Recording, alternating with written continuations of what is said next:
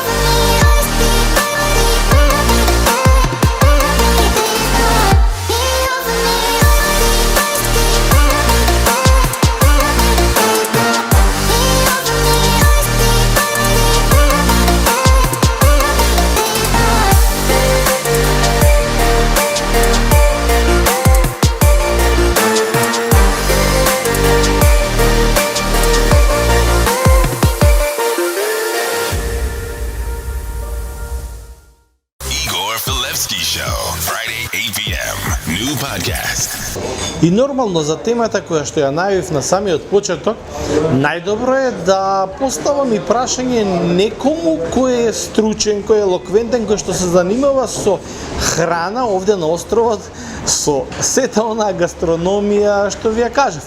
Сега ќе појдам овдека во гурмет, затоа што овдека доаѓаат и странци, и малтежани, и наши луѓе балканци, и имаат чувство луѓето од прилика што најмногу се јаде и дали морската храна на вистина се нарачува по некое рангирање на третото место после она што ви го кажав, полжави и зајачка. Igor Filevski Show, Friday 8 p.m. New podcast.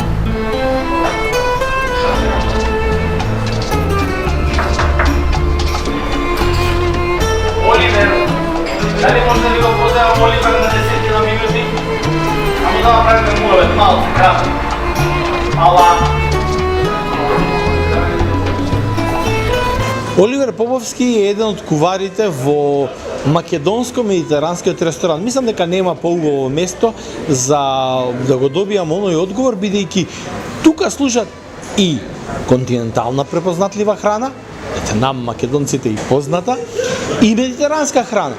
Имате секаков вид на морски плодови, риба и така натаму. Оливер, ме интересира кога би требало да одговориш еве на ова наше прашање, дали ќе биде одговорот онаков како што јас го најавив, дека малтежаните повеќе сакаат да јадат континентална храна, бидејќи најавив дека повеќе се наклонети кон полжавите, кон зајачкото месо или кон морска храна. Што најмногу сакаат и што најмногу нарачуваат, бидејќи ти си добар репер за мојот одговор?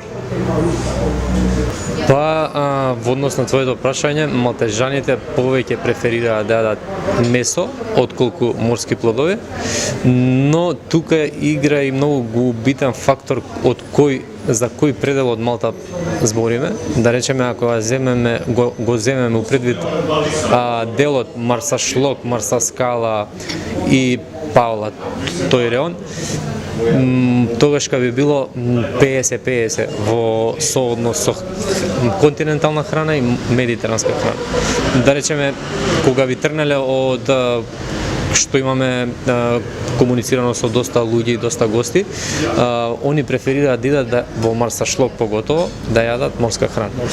Значи можеби поголем е процентот на морска храна во тој предел неголи према централниот дел. Да. Сега кога веќе збориме за проценти, кога генерално би требало да се извади некој процент, како би бил процентот на континентална и морска храна, односот на малтежаните генерално? Па мислам дека е поголем е процентот на континентална, пошто обично на секој, ајде да кажеме 8 или 9 малтежан, еден јаде морска, а останатите јадат континентална месо, зависи.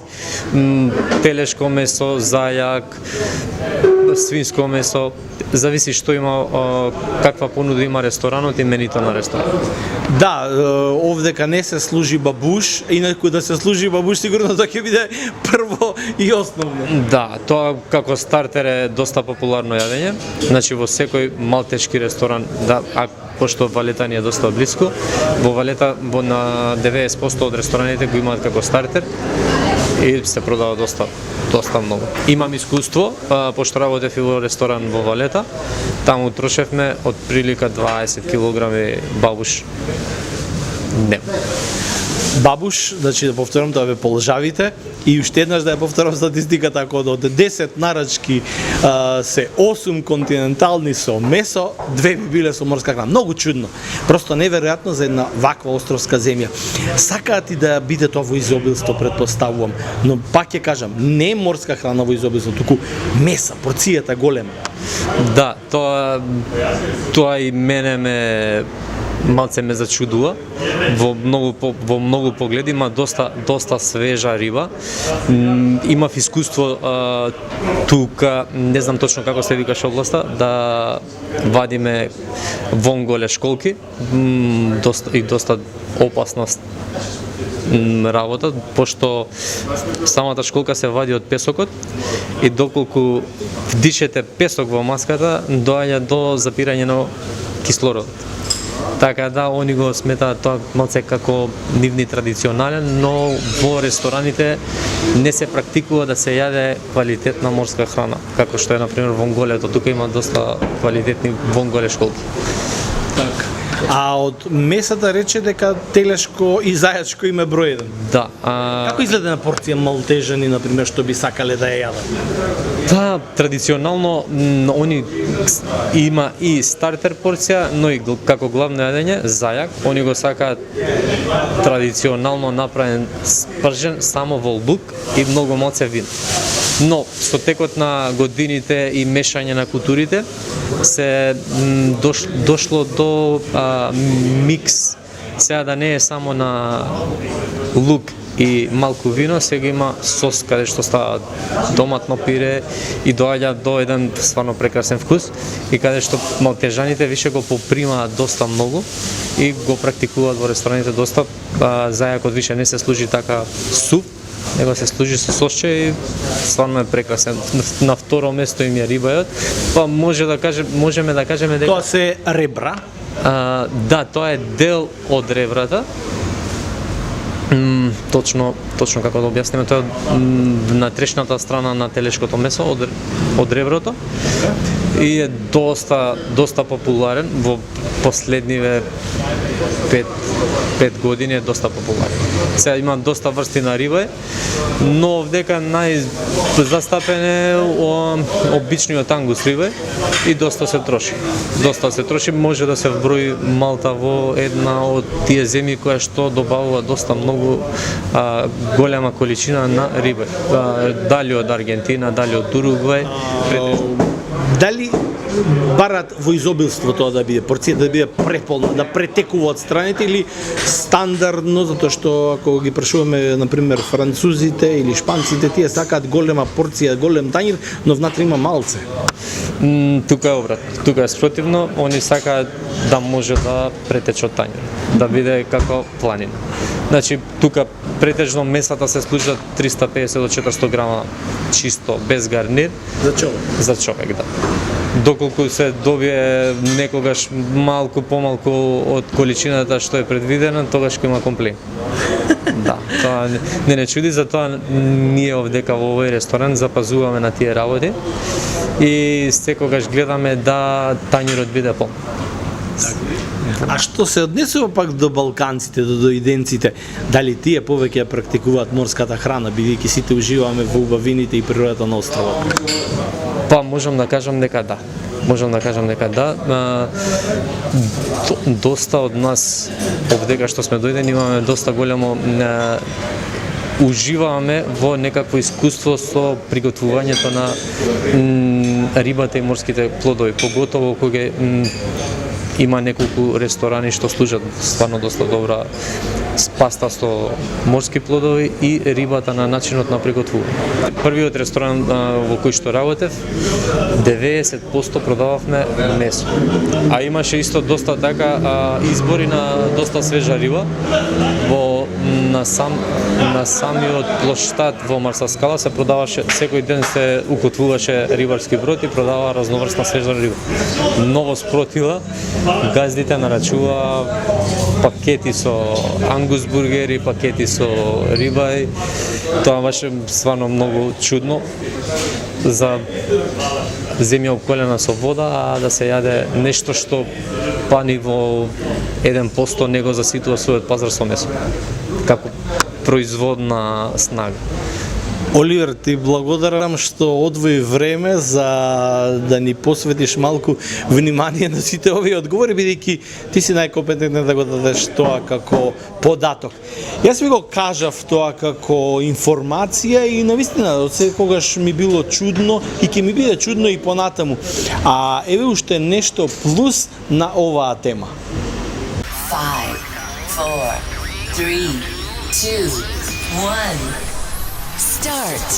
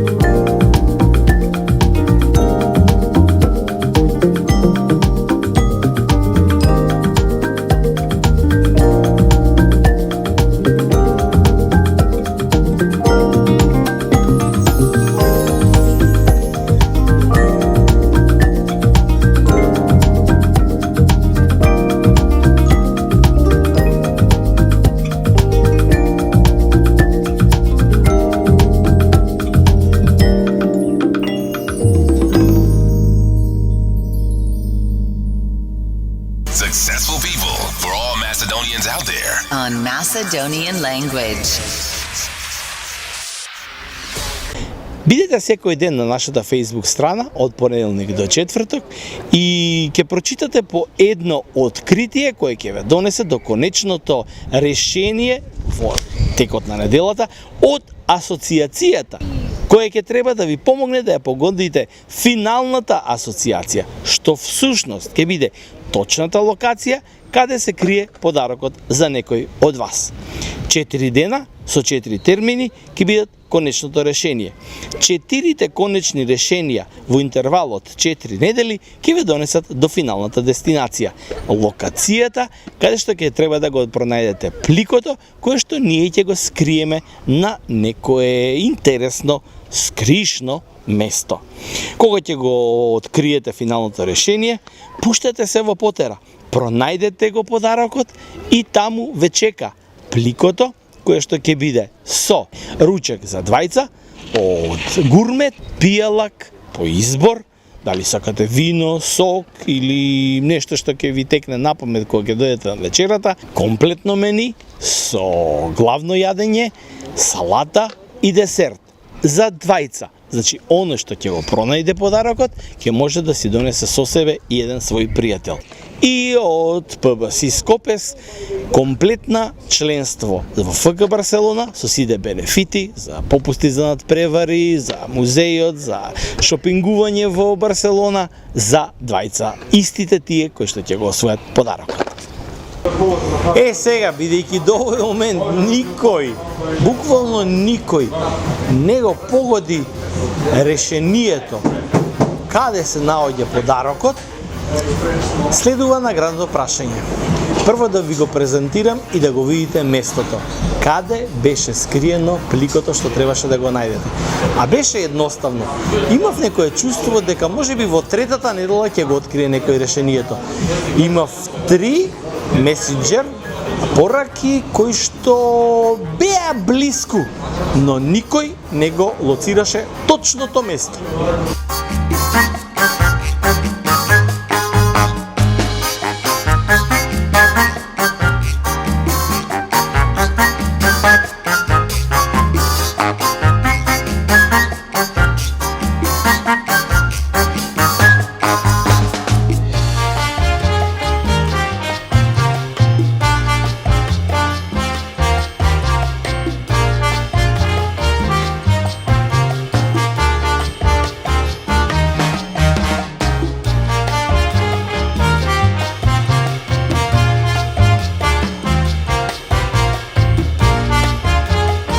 Значи, денеска, веднаш по завршување на оваа емисија, на оваа епизода, погледнете го сега и прашањето и одговорете го исклучиво на линкот каде што е постирана нашата нова епизода на Facebook.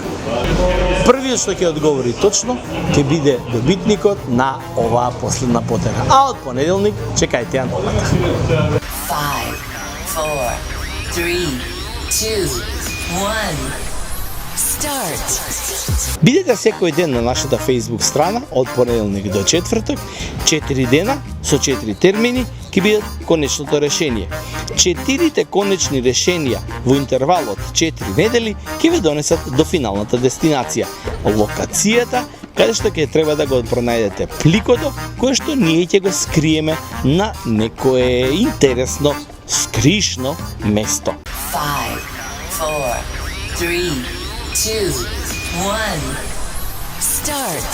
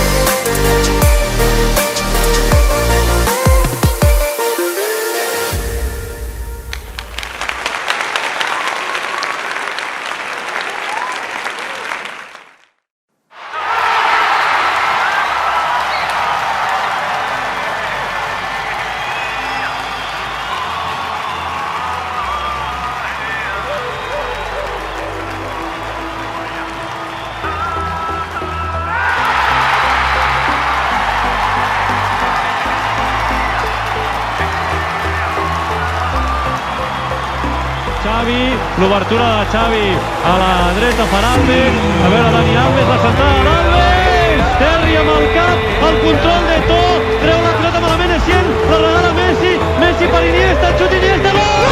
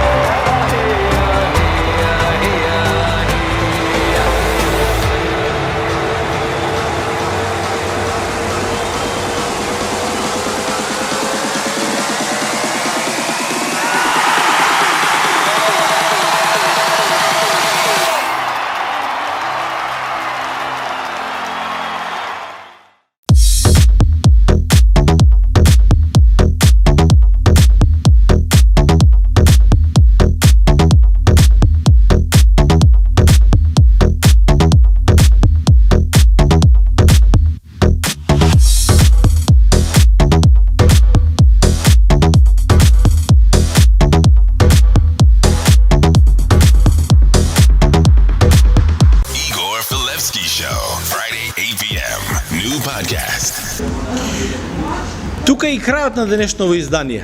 Се надевам дека сите овие информации ви беа интересни и атрактивни и дека ако некогаш доаѓате во Малта како турист, сигурно ќе ви бидат од корист едноставно да го пробате и она што го јадат островјаните, малтежаните, домашните, но немој да пропуштите од богатиот и прекрасен морски свет. Тука може да дојдете во овој прекрасен ресторан, каде што јас најголемиот дел од моето слободно време го трошам овде, заради тоа што храната ќе ви биде подготвена на вистина еден прекрасен, оригинален и автентичен начин. А во следниот дел на самиот крај од денешната епизода, знаете, Out и In, рубриката и да ја видиме нашата проценка што беше тоа негативно и што беше тоа позитивно во изминативе 7 дена. Бидете ми во добро здравје. Јас сега малце ќе пробам да фатам еден медитерански ритам, иако не сум баш многу по инструментите. А вие уживајте и пробајте да ги издржите уште неколку, ајде до 1 месец, ќе кажам, овие протоколарни ковид ситуации. Чао!